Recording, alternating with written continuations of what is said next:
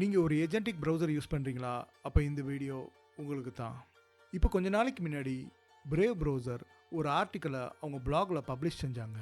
அந்த ஆர்டிக்கலில் agentic ப்ரௌசரோட vulnerabilities, அதாவது security vulnerabilities in Perplexity Comet and other agentic browser பற்றி demonstrate பண்ணியிருக்காங்க.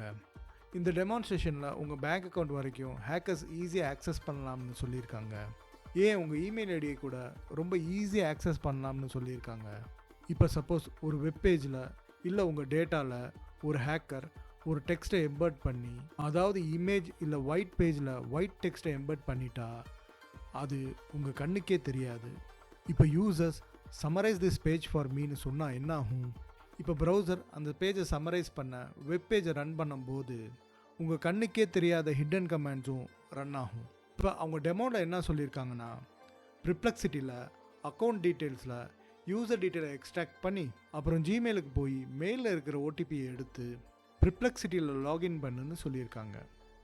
அந்த ஏஜென்டிக் ப்ரௌசர் லாகினும் பண்ணியிருக்கு. இதனால் யூசரோட ஃபுல் க்ரெடென்ஷியல்ஸ் ஹேக்கர்ஸ்க்கு கிடச்சிரும்னு சொல்லியிருக்காங்க. இது சேம் உங்கள் பேங்க் அக்கௌண்ட்டில் கூட நடக்கலாம். இப்போ இதை பற்றி நீங்கள் என்ன நினைக்கிறீங்கன்னு கமெண்ட்டில் சொல்லுங்கள்.